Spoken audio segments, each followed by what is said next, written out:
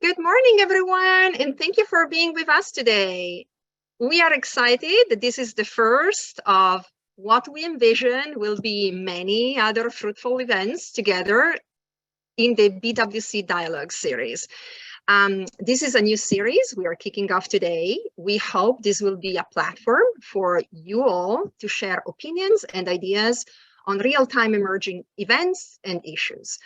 The BWC Dialogues are a vehicle that we envision will be used by our membership to share meaningful peer-to-peer conversations. I wish to invite you all to pitch topics to us or to volunteer to be a speaker on this series. Feel free to reach out to me or to any one of us at BWC, and we'll work with you on making this happen. Before we dive into today's conversation, I'd like to share some housekeeping notes. I would like to ask all of you, please, to keep your microphone on silence, to open them up, turn them on when we invite you to speak. And during the conversation, if you have any questions, please post them either in the Q&A tab or in the chat. I see that a few of you are online, and so I'm glad to officially kick this off by introducing today's speakers. First of all, William Dudley, our chair, BWC chair, and former president of the New York Fed. William Coen, chair of the IFRS Advisory Council. He actually has many hats, and let me remind all of you that he was the former Secretary General of Basel Committee on Banking Supervision, very fitting, and our Gregory Johnson, Chief Executive Officer of Rubicon Crypto. I welcome our speakers. I welcome our members again. Of course, I'm going to mention our Executive Director, Emily Slater, who is with us today. And I'm happy to kick this off and give the floor to Bill Dudley. So the way we're going to do this today, we're going to start in the United States, which seems sort of fitting since that's where the banking spark began. Then we'll turn it over to Bill to talk about what's going on sort of in the rest of the world. We obviously had a pretty interesting event over the weekend, and then Greg will offer some insights into what's happening in the fintech and the DeFi world. I've noticed that Bitcoin has strengthened markedly over the last couple of weeks, which I think is actually pretty noteworthy. So let me start it off. I'll talk for about 8 to 10 minutes before I turn it over to Bill. I'm going to cover a number of subjects. First of all, what went wrong at Silicon Valley Bank and the consequences, what the lessons are that we can learn from that, what we should do about it, and then finally, what are the implications for monetary policy? Everyone's very much focused on the Fed tomorrow. So what went wrong at Silicon Valley Bank? Very simple. They had a lot of uninsured deposits. Something like over 90% of their deposits were uninsured, and they had a very mismatched portfolio where they had a lot of short-term uninsured deposits that they had invested in long-term treasuries and agency mortgage-backed securities. So when interest rates rose, their net interest margin actually contracted in the fourth quarter, which was quite different than most banks in the U.S. For most banks in the U.S., their net interest margins were expanding because retail deposits rates were lagging behind rates that were being paid in the money market. So when Silicon Valley Bank failed very suddenly, and I think that's really the thing that was so striking about was the speed of the run. People started to look around and say, well, who else looks like Silicon Valley Bank? Who else has lots of uninsured deposits and lots of mark-to-market losses? And they focused on a couple other regional banks. Not as bad as Silicon Valley Bank, but sort of the same type of situation. What happens when a first bank gets in trouble, everyone gets very much more nervous about everybody else. So if Silicon Valley Bank hadn't gotten into difficulty, I doubt any of the other banks would have. But once one bank goes, then people look around for who's next. So what are the lessons here? Well, the first lesson is an obvious one: banking rests on confidence. And if you lose confidence and you have an uninsured deposit, your incentives are to run. The costs of running are very low, and so if there is a possibility that a bank might fail, it makes sense to take your money out. And if everybody does so, that bank will in fact fail. Second, systemic importance of a bank isn't based solely on size. If we have lots of banks that aren't that big, but if they all are similarly positioned, then the failure of one can lead to the failure of all. Third lesson is panics once they start are very hard to stop because people become more skittish. And the fourth lesson is that a bank's prospects that depend much more on credit quality. When we talk about banking, or the original Basel, it was all about credit risk. But we can see that risk in banks can come from other sources, including liability mismatches, as liability mismatches. And then finally, incentives matter. I mean, I think one thing that doesn't get enough attention is how do we actually pay CEOs, bank executives. We compensate them often in stock, which probably encourages them to take a little bit more risk to try to support earnings a little bit higher to get the share price up, and maybe that's not such a good thing. So what do we need to do? The first, I think we need to address this issue of uninsured depositors. The idea historically has been uninsured depositors are supposed to exert discipline on markets, on banks, and therefore banks won't do good things because the uninsured deposits will exert discipline. But what we see in practice is that it's binary. Either there's no discipline or there's discipline all at once. So uninsured depositors really don't work as a great way of encouraging market discipline. The second thing we need to do, so we need to think really hard, like, what do we want to do about uninsured deposits? Do we want to insure more deposits? And if we do want to insure more deposits, what's the quid pro quo for doing that? The second thing is we need to take a look at what we did in 2018, where we basically raised the threshold for banks being subject to tougher regulation from 50 billion to 250 billion in assets. With the benefit of hindsight, that looked like a very poor decision. And so I think we need to revisit that. Number three, I think we need to strengthen the Fed's liquidity facilities on an ex-ante basis. We need people to understand that the banks have access to Fed liquidity as a lender of last resort. And so there really is not such an incentive to run in the first place. Fourth, I think we have to pay more attention to interest rate risk in terms of how we assess banks' strength and viability. And fourth, I think we need to adjust incentives. One thing I'd love to see is pay CEOs and other C-suite executives with subordinated debt at the holding company level, that if the bank fails, the subordinated debt that they were compensated with goes to zero. I think bank CEOs would be much more cautious in terms of their risk taking if the bank's viability would put their compensation at risk. So what does this all mean for monetary policy? I don't know what the Fed's going to do tomorrow. The market's pricing in more probability of 25 than nothing. But there's good arguments for either pausing to take a look around to see what's happening, or going 25 basis points because inflation is still very high. My particular view on the Fed here is what they need to do is they need to strengthen the liquidity backstops for the banking system. So if they do that and can restore confidence in the banking system, then they can free up their hand to do more on the inflation side.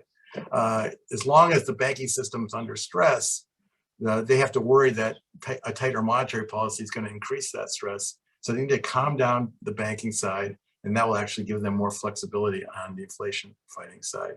In my view, they have two goals: financial stability and low inflation.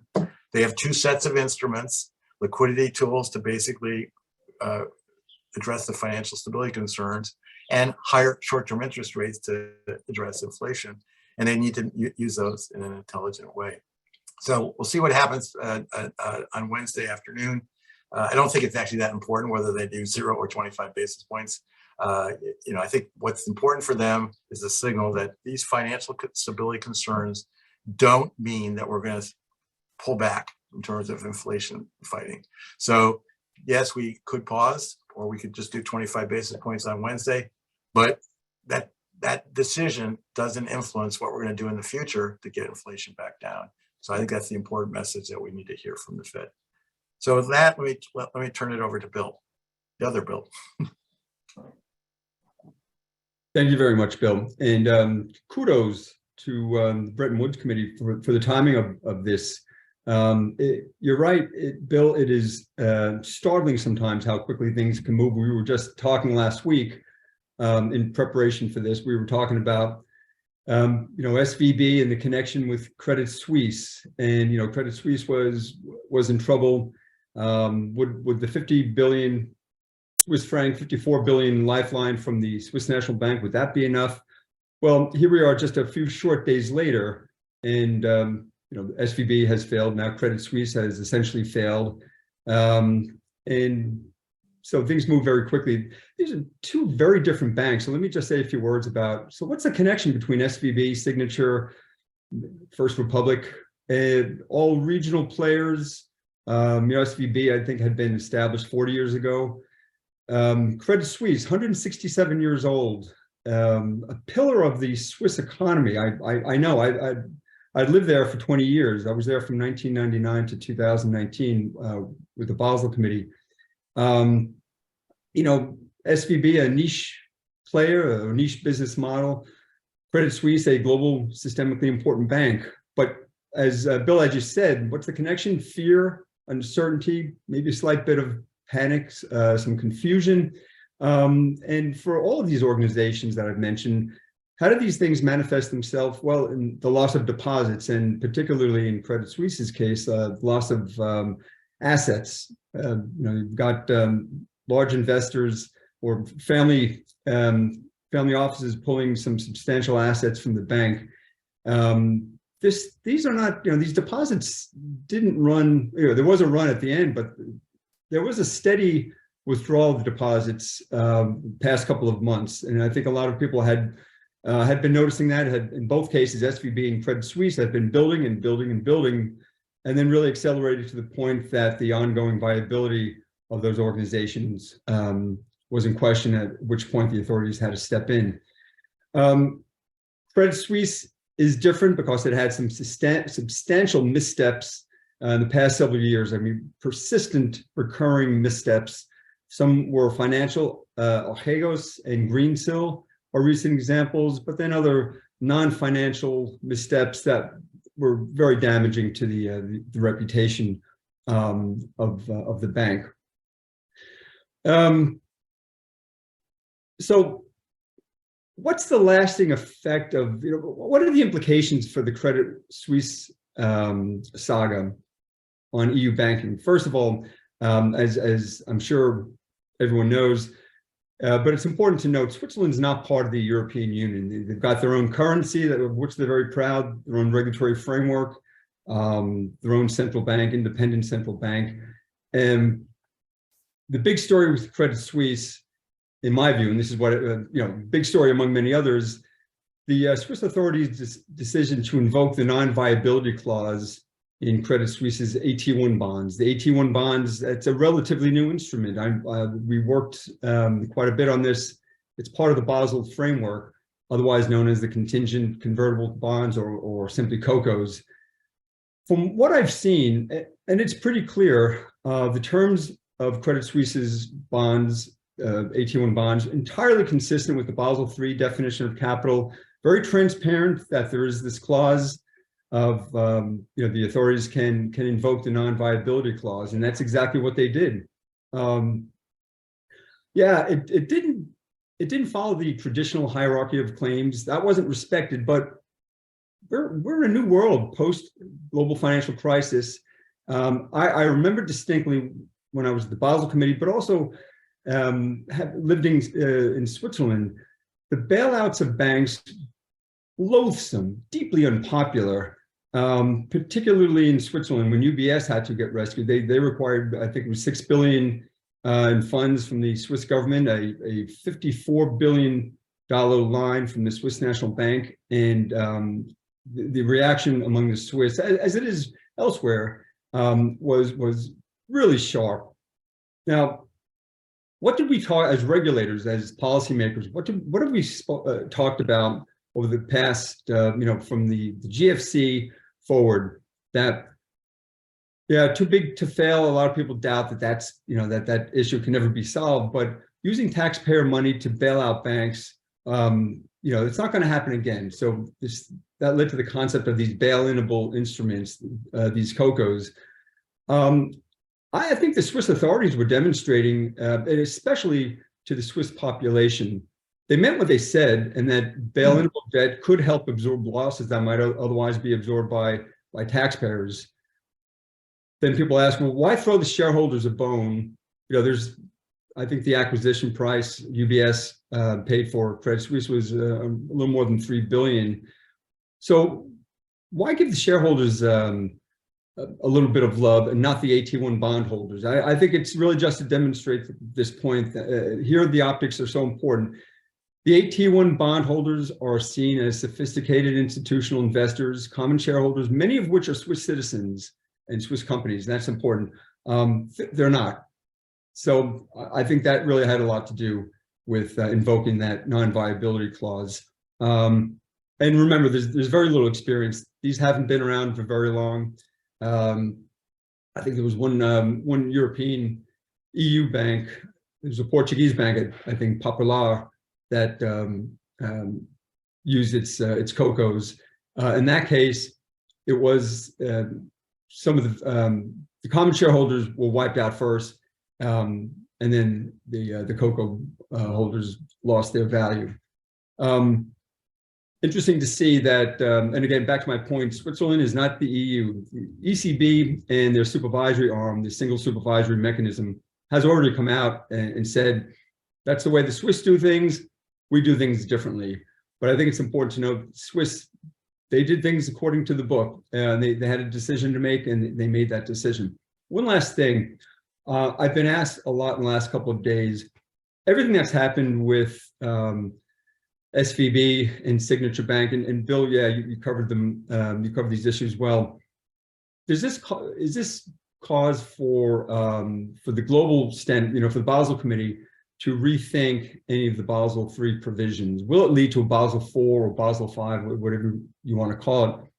My answer there is an emphatic no. This isn't about regulation. This is more about the implementation, the enforcement of the rules. Bill, you mentioned moving that threshold from 50 billion up to 250.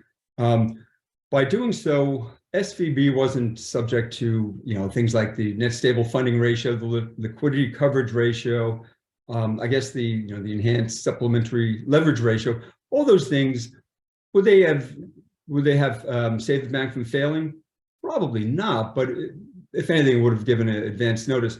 The one thing that's really interesting, I haven't seen people focus on this. Bill, you already mentioned interest rate risk in the banking book. That's part of the Basel III framework.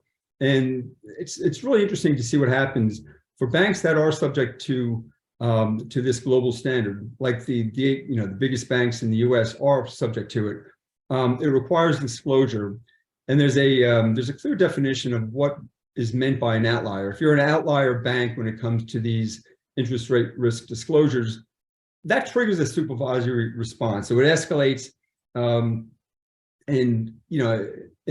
there's far more disclosure, and there's far more requirement for the authorities to get involved.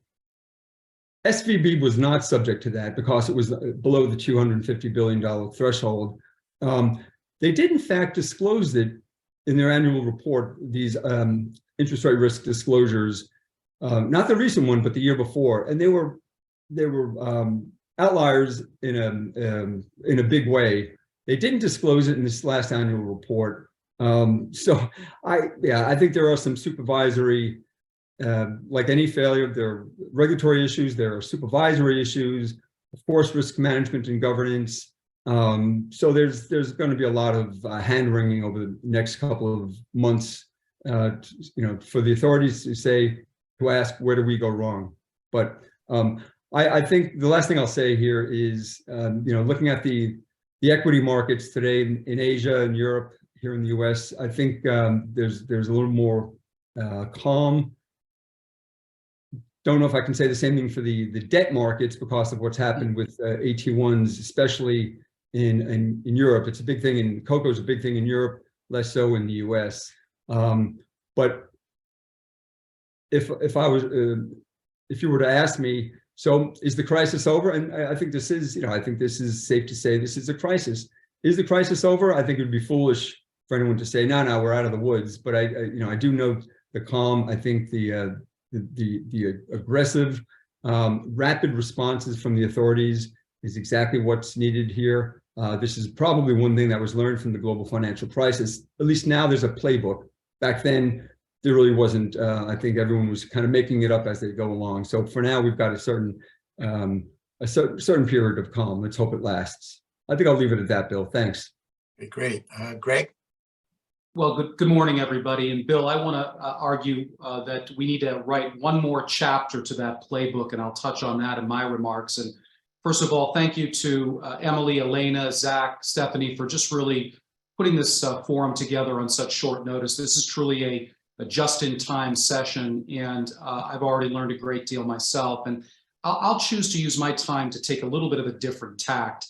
And I think it's always very appropriate and instinctive to kind of look under the hood to get into the tactical of what happened when we see something like this at Silicon Valley Bank and start to focus there. What I'd like to do is maybe pull the aperture wider, pull back quite a bit, because I think there are a couple of very, very big themes that are not getting the type of attention that they require, whether that's at policymaker level, whether that's with corporates, whether that's with regulators. And I'll observe the following. We've all heard the expression, the pen is mightier than the sword. You know, today I'm using a Federal Reserve Bank of Atlanta branded pen, coincidentally. We've all heard that expression. But what I would argue quite seriously and with no hyperbole is the keyboard is mightier than the pen today. The coders are really mightier than the sword, the pen combined.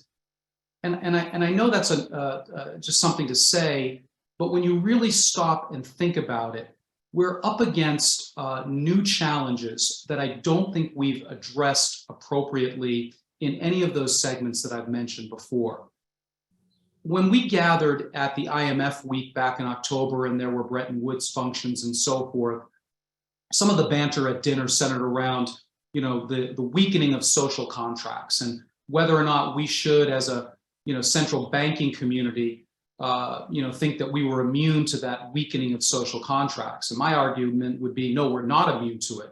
And as a matter of fact, we had a Thanksgiving in America, at least, where you had more people who could barely spell the Federal Reserve actually talking about Federal Reserve policy.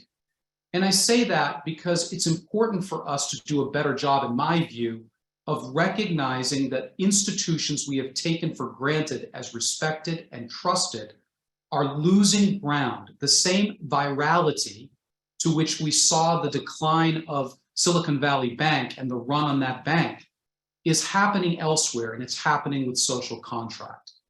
The second point I would like to tee up and then maybe expand upon a little bit is I would argue that the collapse of Silicon Valley Bank is not really a banking story. With every bank collapse, we look under the hood and we see, okay, here's what we could have, should have, and would have done.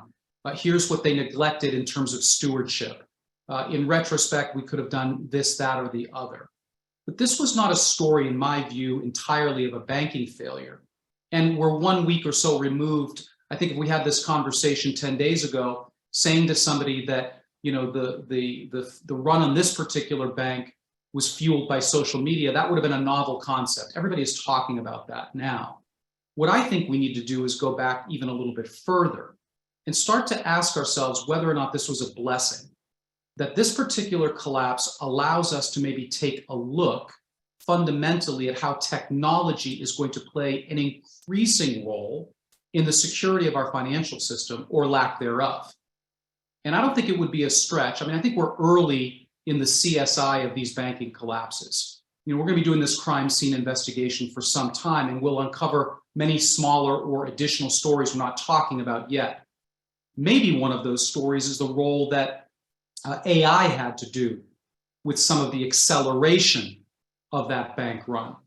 It's not that far of a stretch to suggest that the ChatGPT, which is having its Andy Warhol 15 minutes of fame, gosh, there are people in the intelligence community in DC, there are folks in the think tank community, they've been talking about AI for a long time. But now that it's in the social consciousness, it's not that far removed to imagine what role could the future of AI technologies have in accelerating, instigating, exacerbating, or profiting from this type of financial manipulation.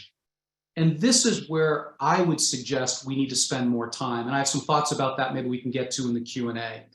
So with that in mind, I would argue, we really need to devote more energy, whether it's as policymakers, whether it's as regulators, And one of the clear signs of whether or not we're paying attention to it is no different. If you want to know what corporations are focused on, focus on who they're hiring. Just go look at who they're posting for positions. And so obviously, I'm not suggesting that the Federal Reserve, it would be heresy in this audience to suggest we should hire less economists in the world. But what I would say is if you look around at the open positions at the ECB, if you look around at the Fed open positions, if you look around at the SEC, if you're an attorney, they are hiring. What they are not doing is staffing in IT differently in terms of the young technologists who can better equip regulators and corporate boards with how to do it. By the way, corporate boards, another place to look at the composition to determine maybe where the attention is moving when we think about addressing some of these issues.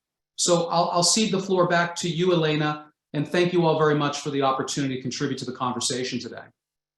Elena, if I could just use my standing to ask both Bill and Greg a question each. So just to get things rolling here. So my question for Bill is, when big banks get in trouble, we're supposed to take them, we built this whole resolution framework where you basically take them over into resolution, and the banking authority basically sells off the pieces of the institution. Now we've had a very interesting test case of this, and the Swiss authorities didn't go for resolution. They went for a rescue in which they had to actually make a number of guarantees and liquidity provisions that probably make them a bit uncomfortable. So here's my question for you. Do you think the resolution framework is actually going to be used in the future in these kind of situations? And if not, then are we spending way too much time on building these frameworks if they're actually not going to be used in practice? When you're done, I'll ask Greg his question. Bill, the Basel Committee, we worked on things, we developed things that on paper sound like a great idea, and in theory sound like great ideas. The net stable funding ratio was new. The LCR, the COCOs, convertible contingent instruments, all the different buffers. Sounds like a great idea on paper, but how are they going to work in practice? The resolution regimes too. I think TLAC is another example. I think many things the regulators are learning as they go along. I know how expensive it is for the to prepare the resolution, the recovery and resolution plan for a bank. I'm on the board of a bank, a large bank, and it's an enormous amount of work. It's very costly, and if in the end, are they really viable, these plans? I don't know enough about the Swiss situation to know. I know that was one of the options. It seemed to me to, for UBS to buy parts of Credit Suisse and not others. I think the one thing I can say about the living wills and the recovery and resolution plans, that at least there's more clarity both for the for FINMA, the regulator, and the Swiss National Bank, and for UBS and everyone involved. There's more clarity about what could happen, what parts of the entity can fail over quickly and easily. So I think there's the benefit there, but I do think that's going to be one of the things that people think about going forward. The amount of effort spent on formulating recovery and resolution plan. But I do think there's some benefit there. I just don't. I think there's going to be a lot of lessons learned about how they're used and what role they play in the future. Yeah, my point is just if people are at the end of the day aren't actually going to use them, then we're spending a lot of time and effort on this for maybe not such great benefit. Greg, I want to ask you a question. I'm sure you've been noticing what's been happening to Bitcoin. It's gone up really pretty dramatically over the last couple of weeks. Tell me what do you think is happening there, and is it sustainable in your view? Well, Bill, it's a great, thank you for the question. I think, look, until we realized that inflation was not transitory not too long ago, the popular parlance was what? Bitcoin was not correlated to traditional risk-on assets and largely behaved in that fashion. And I think two things are driving this. I think what you are seeing is a weakening of confidence. Something that I alluded to before is going to continue to, I think, fuel the digital asset and crypto world. Not so much obviously the charlatans that are involved in that space, but I do think it is going to drive flight to alternative asset classes, including digital, including Bitcoin. So you've certainly seen some of that, but the amount that's flown in from a net flows coming in, as we would say in the traditional asset world, is not a staggering amount. I think what you're just seeing is the reaction to what was normal behavior up until some of the more aggressive Fed intervention that we saw over the last 14 months or so. So this is not a big surprise to us. We believe that, the digital asset, Rubicon at least, we believe that there is an appropriate place for digital assets. It is not a large segment of somebody's portfolio, but you are going to find a flight to alternatives, not a flight to safety, not even necessarily a flight to Bitcoin, but really a flight away from the institutions that continue to battle with this trust issue. It's not just a slogan. We really, truly are at a crisis of confidence in many of the institutions that we haven't had to defend before. It's one thing to defend your credibility in a politicized environment in a Senate hearing. The Fed is such an easy target. I mean, how many people want Chairman Powell's job today? Maybe a few, but most people perhaps, maybe a few, some of us on this call. No, but you get the idea. I mean, it's a thankless role, and I would argue that since we started this new chapter in American political history, not surprisingly coinciding with the Great Crisis, this institution is under assault, and I think we need to be very, very careful. And it's driving. I think it's not a coincidence that the digital asset industry, as we know it, was born in the wake of the financial crisis. And that was the first true visible sign. And now we have to expect that whatever crisis of confidence will not grow in a, kind of a lateral fashion. It will grow exponentially and with the same, again, virality that we've seen other movements take shape. We have to be on guard for this, in my view. After the great financial crisis, confidence of people in the Fed dropped very dramatically. And it took a number of years to rebuild that. I think, the COVID interventions helped, but I think this is going to be a big setback for the Fed. I mean, when you're bailing out, rich capitalists, venture capital investors, that isn't a good look for the Fed, relative to the average, person in the U.S. Elena, I'm going to turn it over to you now. Thank you, Bill. Thank you, everyone. This was extremely interesting, and I like how we were able to provide the perspective from the US and from the European, side as well. I see a few questions in the chat, and I'm going to go straight to those. I see Teresa Kong lined up and Jerome Hagley, so I'm going to go with Teresa. Teresa, I will ping you so that you can turn on your microphone and ask your question if you're there. Hi, thank you so much for all your wonderful insights.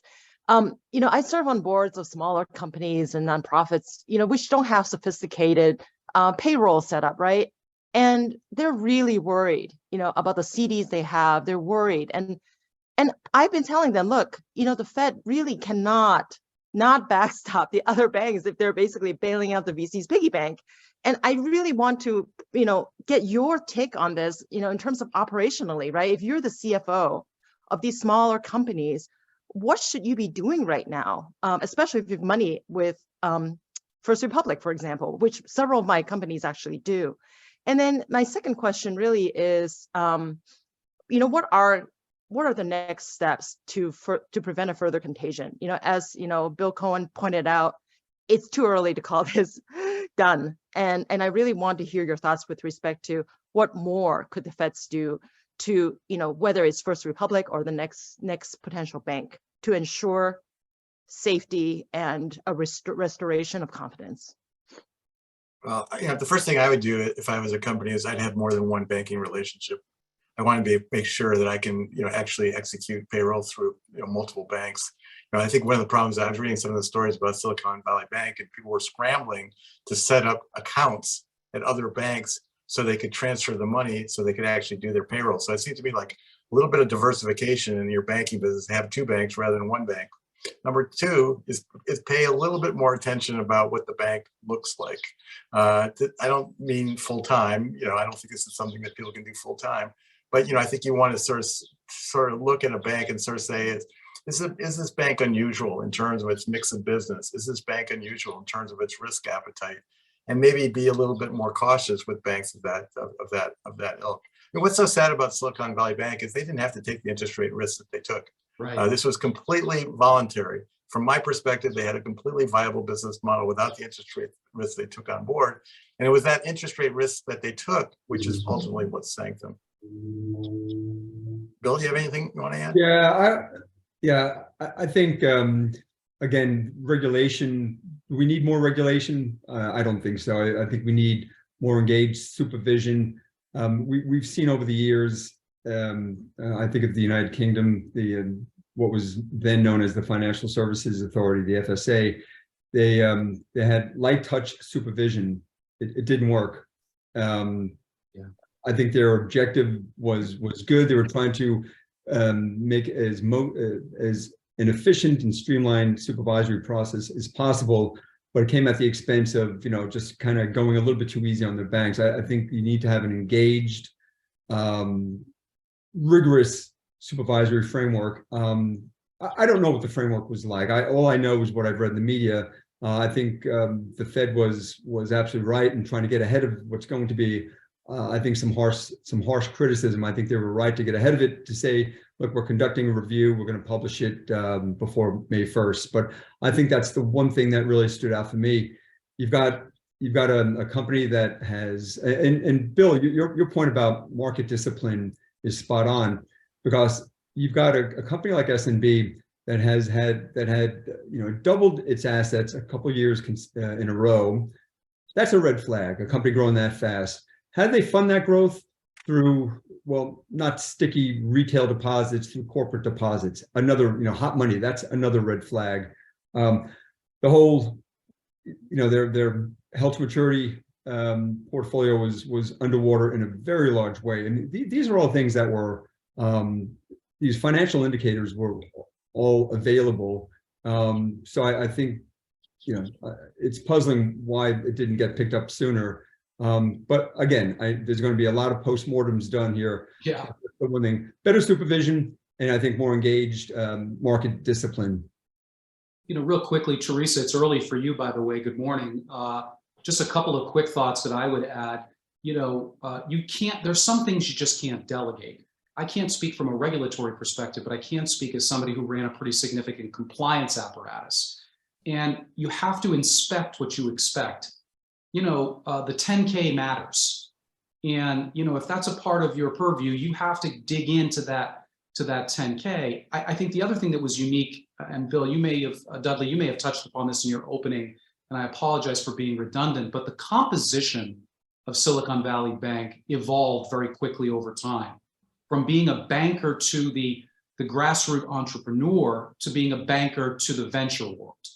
And that's a very big part of the story. I mean, if you look at a fairly big bank, Fifth Third, which I think ranked just below Silicon Valley Bank in terms of overall size, just look at the percent of insured depositors there versus at Silicon Valley Bank. You get an idea of how different that model was. So just a couple of thoughts more from the compliance and supervision and perspective from my point of view.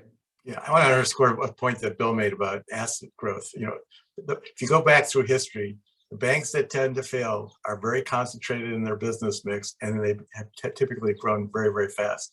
If a bank is growing very fast, you always have to ask yourself the question, how are they doing it? What's the special sauce?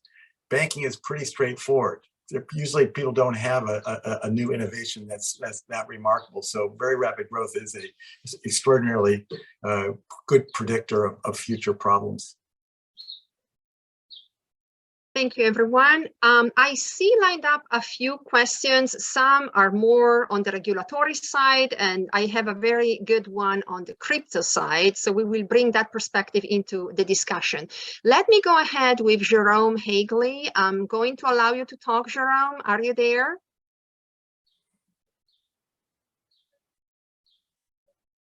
Jerome?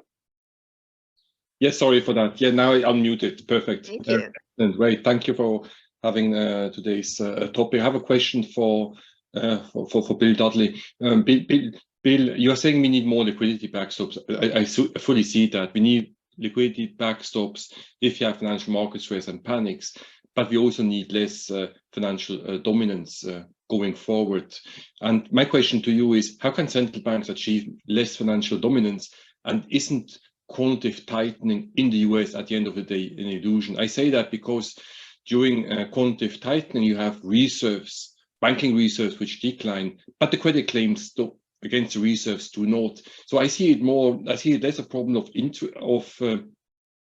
the ALM mismatch, but really a problem that we need to deliver both the reserve and credit claims. And how can you do that if the central bank doesn't work together with bank regulators? So I know it's a big question, the question on financial dominance, and how do we make sure that actually QT happens at the end of the day? And aren't we just more prone to liquidity shocks just because of the way? And let's not forget, I mean, we are going through, we have been post-GFC, gone through 10, 15 years of extremely low to negative rates, depending on jurisdiction we talk about it, which is also part of why the banks and the markets are in a problem. So, quantitative tightening, we don't have a lot of experience with it. This is the second time that we've done it in scale. And in fact, the scale this time is greater than the scale last time during the recovery from the great financial crisis. So it's absolutely true that as the Fed continues to do quantitative tightening, which I think they will do, that's going to happen is it's going to drain reserves from the banking system, and deposits in the banking system are going to tend to shrink. And so some of the benefit that banks got because they were awash in deposits are going to tend to go away. I think what's going to happen is banks' ability to pay below market interest rates on their deposits will lessen as quantitative tightening continues. And that's going to be something that we need to sort of keep an eye on. I'm not too worried about, I think the Fed has ability to basically separate their two objectives here. They need financial stability if they're going to actually be able to get control of inflation. I think they have the tools to do both. So, but I think, the liquidity, the problem with liquidity in the United States is people don't like to go to the discount window because the discount window typically is charges a slight penalty rate to market rates. And so if your banking goes to the discount window, a lot of the banks feel like, well, if I'm going to the discount window, that's a sign of weakness rather than strength. So I think the Fed needs to think about, are there better ways of having liquidity backstops that aren't stigmatized, that people are highly confident that the banks will use? And if you have, credible liquidity backstops along with, a good proportion of your asset bases, liability bases, insured deposits, then you should always be able to raise enough funds to be able to manage with your deposit withdrawals. So working on the liquidity backstops, I think, is really, really important. Thank you, Bill. I'm going to go ahead. We have a question from Minouche Shafiq for Gregory Johnson. Hello, Minouche, are you there? Yes. My question is for Gregory Johnson, and you talked about the loss of trust and credibility in institutions, but I guess I have to ask, do you think there's increased trust and credibility in the crypto industry after the fall of FTX and a host of other crypto platforms and providers? Is it really a serious competition? No. I think the criticism of the crypto and digital asset industry is extremely warranted. But I don't know that the failures that we saw, the triumvirate of failures, the big three, as I call it, from last year, whether it's FTX or Three Arrows or Terra Luna, I don't know that those are a function of the technology or distributed ledger technologies or anything of that nature. They seem to me to be really a new way of branding, kind of the old-fashioned failures that we've seen in the traditional financial world. As I would argue, I think what crypto did not invent bankruptcy, digital assets did not invent fraud. But I will say, in fairness, we did tokenize it. And I think the critique is very fair.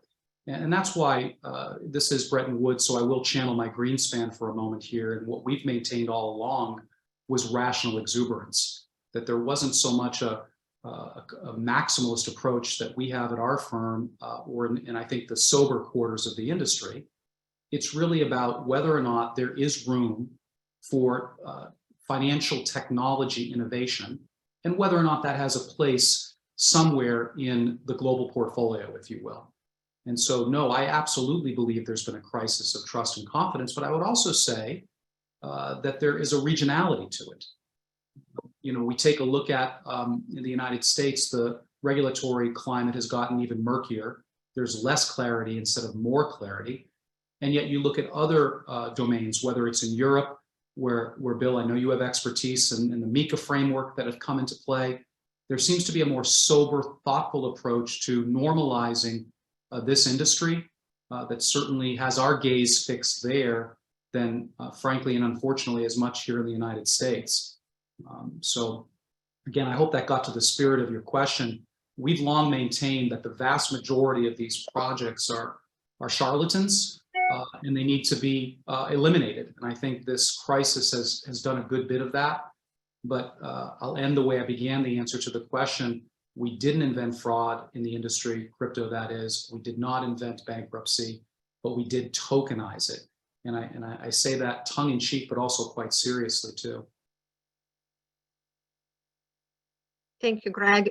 Bill, would you like to further elaborate on these? Greg answered it very well. Fantastic. Yeah, I think that the regionality aspect, Greg, definitely stands true. You know, I'm thinking about Asian markets and how, you know, the digital finance is solidly expanding there. So that's definitely a good point. You know, Elena, may I throw in one more point while I have, if I can, to the spirit of the question? Sure. I mean, this is one way to look at things. One of the things that really is troublesome, I believe, is some of the hypocrisy that we see in the financial services industry. If you were to name who is one of the most notable critics of crypto, it wouldn't take most people very long that are paying attention to the subject, even broadly, to say Berkshire Hathaway and Warren Buffett. And I call upon people that are involved with that organization to clarify why they have such a large stake in a neobank in Brazil, which is also the largest crypto business in South America. And I'm saying that in a very legitimate way, but Nubank is a massive enterprise. And while you may not give $25 for all the crypto in the world, you were willing to either directly or indirectly approve the appropriation of $1.3 billion, you know, towards an institution that is almost 40%, by my estimation, involved in crypto in one of the more fervent markets that don't have the established institutions, that already lost all the trust, and therefore they do use these newer financial instruments much more readily than we do here in North America. So I couldn't resist. My apologies. That's okay, Greg. Actually, you know, we have one of the members lined up with a question that pertains to these, you know, comment that you just made. Jorge Bermudez, are you there and ready to ask your question? Hello, Jorge. Yes, I'm here. Thank you.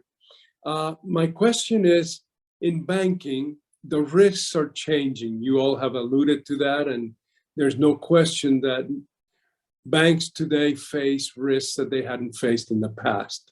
However, there is a failure here, as I see it, of management and risk management. There is a very important purpose that the ALCOs, the asset allocation committees, play in a banking role. There's a very important role that risk management plays, not just by the chief risk officer, but by all management. And as I look at both SVB and Credit Suisse over time, I see a failure of management here. And I'm just wondering whether this isn't something that regulators, bank boards, and frankly, senior bank managers need to become more involved in and more attuned to. And so my question is, do you agree with that? And do you see any type of change in the way that, for example, regulators may go forward in terms of oversight of banks as we move forward? If I can just jump in here, I think the regulators oftentimes know that things are not quite right, and they're trying to press the banks to, improve their risk management, improve their data, improve their model validation, and all those things. The problem for the regulators is, at what point do you lose confidence in the management and basically feel that the management needs to be replaced? I think the regulators, you probably could argue, in some cases are maybe, they've identified the problems, but then they're too patient in terms of giving a chance for the existing management to address the underlying problems. I mean, my experience, is that oftentimes the problems go on, for years and years and years, and the regulators typically, do put constraints on the banks. They basically put limits on the bank's ability to expand into new activities. They put limits on the bank's ability to make acquisitions. But maybe there have to be, harsher penalties to force the banks to remedy these problems sooner. I mean, what happens typically is a lot of the risks are latent. They're just lying there, and nothing really spectacularly bad is happening.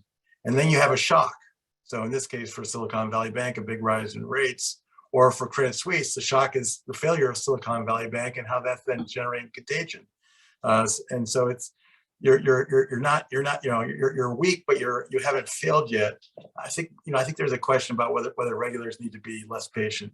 I want to turn this to Bill and see if he agrees with me or not. I certainly do, and Jorge, I completely agree with you. When I was the head of the Basel Committee, I would go out of my way to, first of all, I would extol the virtues of Basel III and how it's improved the regulatory framework, but I was very quick to say, this is just one element. Regulation is important. Supervision, I spoke to supervision a moment ago. Supervision is important, but you can't have good regulation, good supervision without good risk management and strong governance. You can't, if a bank is going to do something stupid, regulation supervision often is not going to save it. I think Bill brings up a good point. That's why I've been watching what's happened with SVB really carefully, just to know, the bad decisions that were made, and the Fed was the primary regulator. What did the Fed know? When did they know it? And what did they do about it is really my main question. Right. You could say the same thing about Credit Suisse. They made, so this comes down to a governance question, and it's what do the shareholders think? So what does the board think? And no, I think way too much is made of the regulatory financial side, not enough of the management side. And supervisors are supposed to look at it. It's part of the the CAMELS rating: capital, asset quality, management, earnings and liquidity, and sensitivity to market risk. That's something they look at, but it's one thing to look at it, quite another to do something about it, as Bill Dudley said. I think the responsibility really does rest with the bank. I mean, this idea that a few examiners can sort of figure out what's wrong with the bank when they're visiting the bank for 4 or 5 weeks a year, it's a little bit hard to fathom. I remember when I was the president of the New York Fed, and JP Morgan had a problem in their trading book, the so-called London whale. And this took place in their London operation, and the New York Fed got criticized for this. And my reaction to that at the time was, well, is it really realistic to think that we know what's happening in a subsidiary of JP Morgan abroad? It seems like the bank itself needs to know sort of more what's going on. But I think that we need to hold management more accountable, I think, as regulators and supervisors. And I think we need to do this more quickly and more aggressively. Tim Geithner, who was my boss when I first joined the New York Fed, used to say, hope is not a strategy. And I think sometimes we're like, oh yeah, they're not doing very well. The institution's weak. It's got a lot of problems on risk management, modeling, and data. But maybe they'll get better. That's probably not. I think that's not a really great strategy. Thank you, Bill. Thank you, Bill. Continuing on the topic, of implementation, we have a question from one of our members based in Europe, which is actually about the U.S. government, projected response. Franco Pasacantando, are you there, and are you able to ask your question? Okay. Yes, I have a question, I guess, to Bill Dudley. I mean, everybody seems to now acknowledge that the action of the US government has been successful. I mean, it's limited the taxpayer involvement and the systemic risk has been contained. The one question that, however, I don't see discussed adequately is the exit strategy of the FDIC involvement with the banks, because this mismatch between the duration of asset and liabilities of several institutions will persist for quite some time. So how is this going to be addressed? And is there some kind of phasing out that is being contemplated on? How do you see it? I mean, Bill Dudley, but also the other Bill, if they want to. Well, I mean, what the FDIC tries to do is find a buyer for the bank as a going business, because banks are worth a lot more alive with their franchise value preserved than they are when they're dead. So typically, when the FDIC takes over a bank, they're trying to find a buyer. Now that the FDIC has evoked the systemic risk exception, which basically says we have a lot more flexibility, that gives the FDIC a lot more flexibility in terms of how they resolve Silicon Valley Bank. I think they're trying to find a buyer. The tricky thing is that the business model for Silicon Valley Bank is so different than traditional banking. It's a little bit more difficult, I think, to find someone who feels comfortable taking over this particular bank. Another problem we have this time around that was different than the great financial crisis is the largest banks are reluctant to buy these smaller banks that are in difficulty, because last time when they made acquisitions, they turned out to also assume huge legal liabilities. So if you ask Jamie Dimon, would he do the Bear Stearns acquisition over again? His answer would be an emphatic no, because it turned out he absorbed a lot of legal liabilities along with it. So the big banks, who might be the logical buyers, are not very interested because of that. And they're also not very interested because of the way the capital system works, where if you get to be bigger and bigger, you can get pushed into a higher, what's called SIFI bucket, where your capital charges go up, not just for the assets that you've acquired, but across your entire book of business. So let's imagine JP Morgan bought one of these smaller institutions and got pushed into a higher SIFI bucket.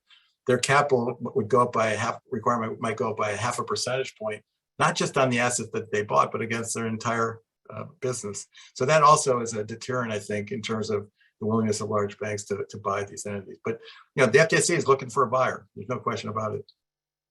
I think, let me quickly add, Elena. Yeah, I think the moral hazard here is significant.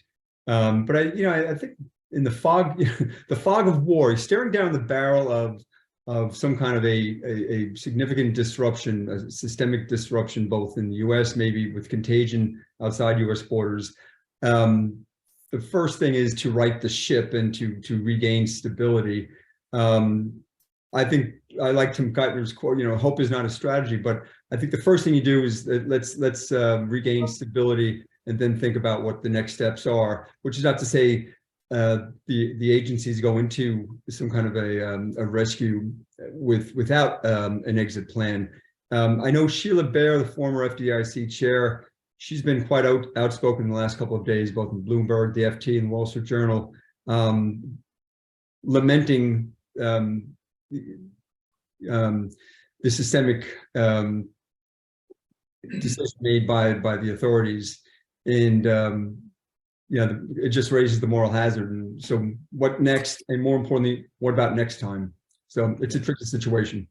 Yeah, I very much agree with Bill that in the middle of the stress period, it's the last time, it's not the right time to worry about moral hazard. You should worry about moral hazard ex ante. You put in place things so that people have to pay for the service that you're going to provide ex post upfront. The problem we have a lot of times in the United States is we say we're not going to insure your deposits, but in fact, most of the time we actually are going to insure the deposits ex post. That's moral hazard. I think it'd be much better to just force people to pay for the insurance up front. So moral hazard, I think you deal with by basically having ex ante costs in exchange for the ex post benefits that you're going to get. The problem with moral hazard in these kind of situations is that these banks don't have to pay for the uninsured depositors when they probably should have. Thank you. We are actually at the mark of 12 p.m. Eastern time. So this is the time for us to wrap up. We do have a couple more questions lined up. And, I thank everyone that posted questions on today's chat. I don't want to, abuse the time of our speakers. I am going to wrap this up. Again, thank to the three of you for lightening up the conversation this morning. Bill, your closing here, I think that, was the perfect closing to the session. If you would like to add one final comment, happy to give back the floor to you. I think we covered the topic as well as we can. Extensively. Yes, absolutely. So I'm going to say goodbye to everyone and to the next episode of the BWC Dialogues. I invite all of you to pitch any topics that you might be interested in, discussing during these sessions, and we'll be happy to make it happen. Thank you, everyone. Yep. Thank you, Greg, and thank you, Bill. Thank you all. I enjoyed this. Thank you. Good day, everyone. Yep. Bye-bye.